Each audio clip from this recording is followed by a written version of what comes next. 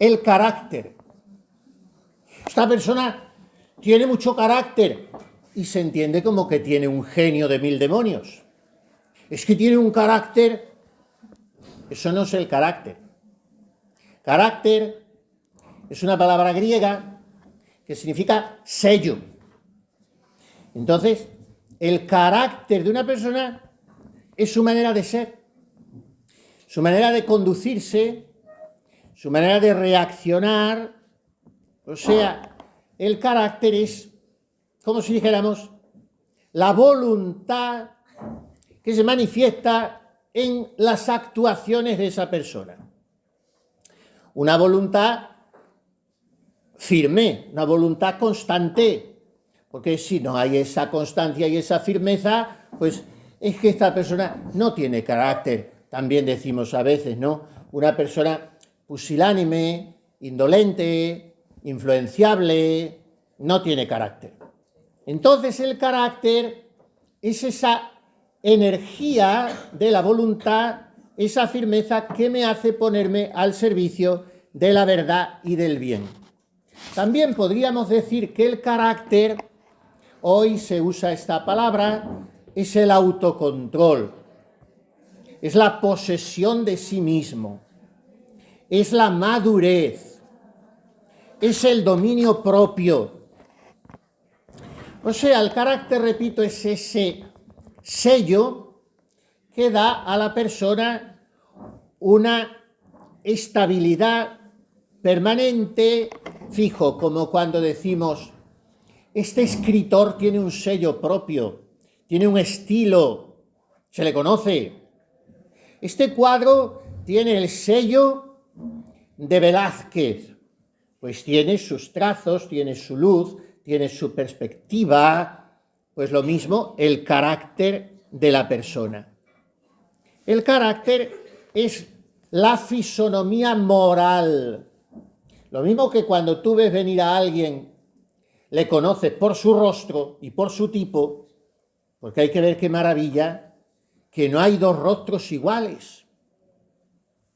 Ni siquiera en esos gemelos que dice, son absolutamente iguales. Como convivas con ellos un tiempo, los distingues. No hay dos rostros iguales. Pues si no hay dos fisonomías externas iguales, tampoco las hay internas. Cada persona tiene unos trazos, unos perfiles, unas características de la manera habitual de conducirse en la vida. Y es ese sello que decimos que tiene mucho que ver con el temperamento. Antes he hablado del temperamento, pero el temperamento es algo constitutivo orgánico. Si en ti predomina mucho la bilis, pues serás un colérico. Y si predomina la linfa, serás un flemático, más lento, más tranquilote. Y si predomina el nervio, las terminaciones nerviosas, serás un melancólico. Y así sucesivamente. El otro carácter es el sanguíneo. Si tienes una sangre viva, caliente, serás un rápido, un impulsivo. Bueno, pues el temperamento es la base orgánica, biológica. Pero luego el carácter es la forma que tú le das a ese temperamento. Y es el autorretrato que tú vas haciendo en ti, en tu niñez y en tu adolescencia fundamentalmente, con los influjos determinantes importantísimos, sobre todo número uno, de la familia, y después de los amigos del colegio, de los educadores, en fin, los influjos ambientales. Y después los influjos que tú ya personalmente te buscas, las lecturas, conversaciones, en fin. Eso es lo que configura tu perfil, tu carácter, que es propio, que es personal y que es sello en ti.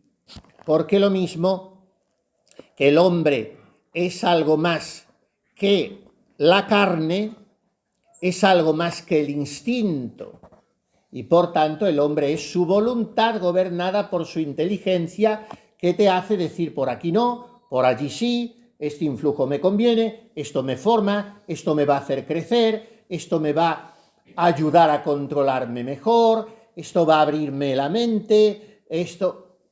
me va a ayudar a convivir, etc. Eso es el carácter.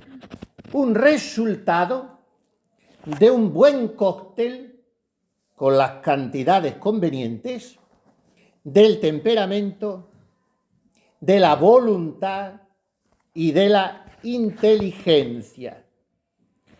Y de este modo, lo racional imperará en nosotros sobre lo animal. Hay dos factores que nos bloquean mucho este crecimiento del carácter y que a veces incluso inhabilitan nuestro crecimiento personal. El primer factor es el mío propio, lo tengo dentro de mí. Y ese factor son las pasiones. ¿Qué son las pasiones? No son algo malo, ¿eh? Es una persona que se deja llevar por sus pasiones. Bueno, me parece muy bien. La pregunta es, ¿cómo se deja llevar por las pasiones? ¿Sabéis cuáles son las 4 pasiones del alma? Pues son estas: deseo, gozo, dolor y temor. Esas son las 4 pasiones. Entonces yo me tengo que preguntar, ¿yo qué es lo que deseo? ¿Deseo tener un futuro de prestigio con mucho dinero? Bueno, un deseo legítimo, ¿eh? Pero si vivo exclusivamente enfocado a eso, seré un materialista. ¿O yo qué deseo? ¿El placer carnal? Pues seré un animal. ¿O yo que deseo imponerme a los demás? Pues seré un tirano. ¿O yo que deseo saber más que nadie para lucirme? Pues seré un soberbio. En fin, ¿qué deseo yo? ¿O deseo ayudar a los demás? ¿O deseo crecer? ¿Deseo amar? Gozo. ¿Qué me hace gozar? Igual, ahí cada uno se pregunta y se responde. Dolor. ¿Qué es lo que me duele? ¿Solo lo mío? ¿No me duele lo de los demás? Por ejemplo. Y temor. ¿Vivo perpetuamente atenazado por miedos? ¿Por complejos, por incertidumbres ante el futuro? Oye, así no hay quien viva, si no se es libre. ¿O qué temo? ¿Precisamente perder mi libertad? Ese miedo sí es bueno. Entonces, esas son las 4 pasiones del alma: deseo, gozo, dolor y temor. Pero esas 4 pasiones, como digo, se pueden convertir en una tenaza que te vaya esclerotizando, que te vaya bloqueando, paralizando. Por eso digo que las pasiones hay que educarlas. Segundo factor, había dicho 2, que pueden obstaculizar el crecimiento del carácter. El primero, interno, las pasiones. El segundo, externo, el ambiente. El ambiente. Si yo no sé escoger el ambiente propicio para mi crecimiento, las personas, las compañías, las noticias, los conocimientos, las diversiones, entonces me iré empequeñeciendo. Yo tengo que saber discernir, que saber escoger, que saber valorar, ponderar, sopesar lo que me conviene ambientalmente, porque mirad una cosa, la familia no se escoge, pero el ambiente sí. Los amigos sí, el ambiente también te lo encuentras, por ejemplo, el ambiente de tu centro educativo, de tu trabajo, bueno, te lo encuentras. Pero tú también el ambiente lo recibes y lo fabricas, ¿eh? Tú no eres solamente sujeto pasivo del ambiente, sino que tú lo haces. Es que yo he encontrado en mi trabajo unos compañeros imposibles. Bueno, trata tú de sanearlo un poco, en la medida en que puedas. O así se podría decir de otras cosas. Entonces, se trata de que la voluntad, mi querer, siga a mi razón. Que yo no sea un atolondrado, un irreflexivo que se deja llevar borreguilmente, que no tiene criterio propio, sino que yo sea alguien que quiere crecer. pero no crecer lunes, miércoles y viernes. Crecer todos los minutos de mi vida. Y eso es obra de un carácter que se va sabiendo formar y que tiene un fin, que tiene una meta. Por eso el hombre, la mujer de carácter, es el que se pregunta, ¿a dónde voy?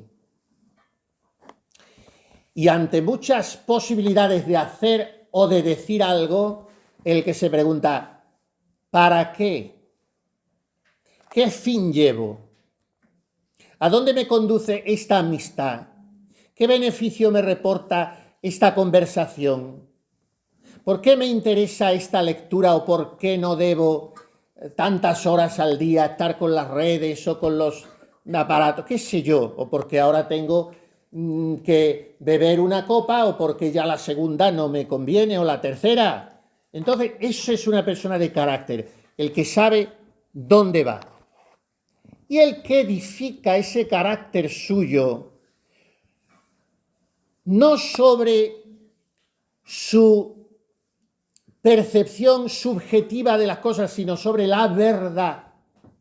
Mirad, Antonio Machado tiene poesías sensacionales, ¿no? Muy largas, pero tiene muchos versitos cortos, muy cortitos. Y uno de esos versos cortos de Machado dice así: tu verdad, no, la verdad. Y ven conmigo a buscarla. La tuya, guárdatela. Entonces hoy vivimos en una época muy subjetivista. Benedicto XVI, que ha sido un gran sabio de nuestra época, hablaba de la dictadura del relativismo. Todo es relativo, todo es según yo lo percibo, porque no hay verdades absolutas. El hombre de carácter es el que funda su vida y por tanto su actuar e imbuye sus conocimientos desde la base de la verdad completa y eterna. De manera que el carácter es esa energía secreta y constante de la voluntad. Cuando queremos referirnos a una persona muy dueña de sí, constante, que no se deja vencer por la pereza, que hace lo que tenga que hacer aunque no le guste, pero comprende que es su deber, que es fiel a la palabra dada, entonces decimos, ¿qué fuerza de voluntad tiene esta persona? ¿Qué fuerza de voluntad? O sea, no es un débil, no es un veleidoso que va como una veleta por donde vaya el viento, no. Es una persona que sabe lo que quiere porque ha ido formando su mente. Mirad, el miedo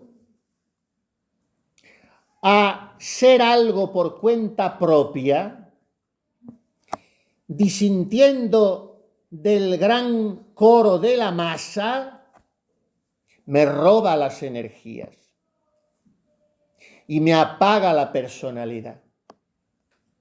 Tú eres tú, único. Dios te ha hecho individualmente, no te ha hecho en serie. Tú estás en un ambiente, tú estás en un colectivo humano, tú bebes de aquí y de allí, pero tú no tienes que ser un mimo de nadie, ni un altavoz de adoctrinamientos. No, tú eres tú y tienes que saber formarte tú, valorando la belleza no de tu individualismo independentista, pero sí de tu individualidad, de tu unicidad. Porque Dios te ama como si solo tú existieses en el mundo. Dios no nos ha creado y después redimido en la cruz en masa. Dios ha salvado a la humanidad. Y decía el otro, ¿y quién es esa señora? Yo no la conozco, a la señora humanidad. Yo valgo individualmente. Entonces así debo formarme, como digo, sin rechazar y sin obviar la cantidad de influjos que tengo. Pero el primer formador de mi personalidad soy yo mismo. Tuve un padre que me influyó mucho, tuve una abuela que me educó en la fe, tuve un maestro sensacional que me enseñó los valores a ser educado, tuve tales lecturas. Todo eso es un conjunto, un amigo con el que yo tenía en la adolescencia unas conversaciones muy profundas, una novia que luego fue mi mujer o a lo mejor no lo fue, pero me ayudó, o un sacerdote, un catequista, una lectura, qué sé yo. Pero el artífice de tu propia personalidad eres tú mismo y eres el que vas encajando, formando tu carácter a base de todos esos factores, porque el carácter no viene de la nada, ni es tampoco el producto de mi deseo. Yo quiero ser un hombre de carácter. Ponte manos a la obra. El carácter ha de trabajarse, ha de estudiarse y fijaos, a veces ha de llorarse, porque no hay verdadera educación sin sufrimiento. No somos doloristas, no somos masoquistas, pero somos realistas. En la vida es inevitable el sufrimiento. Ahora yo lo puedo convertir en una fuente de amargura, de frustración, de revancha, de resentimiento, de rencores, o lo puedo convertir en una fuente de vida que me dé experiencia para entender el sufrimiento de los demás, que me haga paciente y que se convierta en mí en algo positivo, porque todo es transformable. ¿Cuántas personas hemos visto? Yo por lo menos ya bastante, cambiar para bien, para muy bien, después de un palo muy gordo, de un revés de fortuna, incluso de una muerte muy sensible. Y ahí cambiaron, porque comprendieron la verdad de la vida. Entonces, el que se deja llevar siempre o habitualmente de sus inclinaciones, de sus apetitos, y es tan emocionable como para pasar infantilmente de la risa al llanto, es todo lo contrario de una persona de carácter. No tenemos que dejarnos llevar de impresiones, aunque sean inevitables. Esto me ha impresionado, esta noticia, esta conversación, sí, muy bien, lo comprendo. Pero ya tu día entero o tu mes entero no tiene que estar determinado por esa impresión. Tienes que saber sobreponerte. Entonces la palabra es reflexividad. La palabra es ponderación. La palabra es madurez. La palabra es discernimiento. Y para todo esto hay un factor muy decisivo, que es el empleo del tiempo. Porque mi carácter lo formo según aprovecho el tiempo. Si voy perdiendo las horas y por lo tanto los días y por lo tanto mi vida, llegaré a los 15, a los 20, a los 80 años sin un carácter formado, sin ser dueño de mí mismo. Me he ido desviviendo. Ese verbo puede ser muy bonito o puede ser muy feo. ¿Cuándo es bonito? Cuando tiene una proyección hacia los demás. Fulanito se desvive por tal persona. Se desvive por ayudar a sus amigos, se desvive por su madre, se desvive, es que él se olvida de sí mismo por los demás. O tiene que hacer un trabajo que le han encargado y se desvive por hacerlo con esmero. Ese desvivirse es bueno. Pero hay otro desvivirse que es muy triste, muy lamentable, muy estéril, que es que el que pasa la vida desviviéndose. No viviendo, sino dejando a jirones en las orillas del camino sus horas, sus días, y ahí va, como un borriquito, rezongando, y no crece. Y claro, a los 20 años o a los 30, está hecho un anciano, está aburrido, hastiado, desengañado. La palabra aburrirse no puede entrar en el diccionario de alguien inteligente. No es posible aburrirse. Hay muchos libros que leer, hay mucha música que escuchar, hay muchos atardeceres que contemplar, hay muchas conversaciones que tener, hay muchas cosas que escribir, hay muchos paseos que dar cantando, rezando, pensando. No se puede uno aburrir, porque aburrirse es aburrarse. Y eso pues queda para los burros. Entonces el que va viviendo así se va desviviendo y no educa su carácter. ¿Quién lo educa? Nos dijo nuestro Señor, y el mejor libro de educación del carácter, de la personalidad y de la vida es el Evangelio. Y qué bien si lo leyéramos 5 minutitos cada día. Hay unos libros que se compran al inicio del año, los compra muchísima gente, el Evangelio de cada día. Y los tienen en la mesilla de noche o en la camilla. Y es el Evangelio que se lee en la misa de cada día. 6 renglones, 10 renglones, 4 renglones, se tarda pues 1 minuto, 2 minutos en leerlo. Pero ya tienes tu pildorita. Como el que tiene colesterol, el que tiene insuficiencia cardíaca, el que tiene diabetes. ¿Te has tomado tu pastilla? Pues eso, te has tomado tu píldora evangélica. El Evangelio, el mejor libro, como dicen ahora, de autoayuda. Pero en este caso no es de autoayuda, es de Cristo ayuda. ¿Y qué dice el Señor en el Evangelio? ¿Cómo has curado un sábado? Le decían los fariseos que el sábado no se puede trabajar. Y le decía el Señor, ¿y los dejo que se mueran? Mirad, no se hizo el hombre para el sábado, sino el sábado para el hombre. Entonces, ¿quién educa el carácter? El que sabe que no está hecho él para las cosas, sino las cosas para él. Son las cosas las que debo someter a mí. Ahora, si yo soy esclavo de una adicción, de un móvil, de un mal carácter, de un enfrentamiento familiar, si soy esclavo de eso, estoy yo sometido a las cosas. No, yo tengo que saber sobreponerme, elevarme sobre las cosas. Entonces, el carácter es una voluntad enérgica y constante al servicio de una conciencia bien formada en la verdad, al servicio de una conciencia delicada para saber lo que hay que hacer. Es que esto me apetece. Ah, eso no es normal. Vas a hacer un daño a esta persona. Te lo vas a hacer a ti mismo.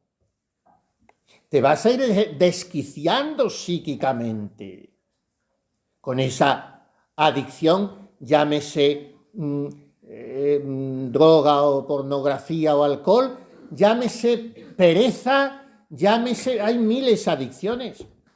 Es que es lo que me pide el cuerpo, pero si el cuerpo no tiene derecho a pedir, la que pide es el alma, la mente, la inteligencia. Entonces eso es educar el carácter. O sea que me voy a contradecir de todo lo que he dicho anteriormente. ¿Qué es el carácter? El carácter es hacer lo que te dé la gana. Pero vaya, con todo lo que nos ha dicho usted, y ahora va a terminar con esto, que el carácter es hacer lo que te dé la gana. Pero añado, pero sabiendo qué es lo que tiene que darte la gana. O sea, yo en cada momento del día hago lo que me apetece, pero porque primero me he preguntado si eso me tiene que apetecer. Si no, soy esclavo. Entonces, el carácter, termino diciendo, es tratar de imitar a Jesucristo. Eso es un verdadero carácter. Tenéis el programa en las bienaventuranzas. En el Sermón de la Montaña entero, en el Evangelio de San Mateo, capítulo 5 en adelante, Ahí tenéis un programa de carácter. ¿Y sabéis dónde se resume todo, todo, todo, todo, todo? Bienaventurados los limpios de corazón, los puros. Bienaventurados los que lloran con los que lloran. Bienaventurados los mansos. Bienaventurados los pacíficos. Bienaventurados cuando os persigan y os calumnien por mi causa. Bienaventurados los pobres en el espíritu. Pero ¿dónde se resume todo, todo, todo? Hay una cosa que se llama la regla de oro del Evangelio, donde se resume todo. Y es cuando Jesús dice, tratad a los demás como queréis que ellos os traten. Eso es un carácter bien formado.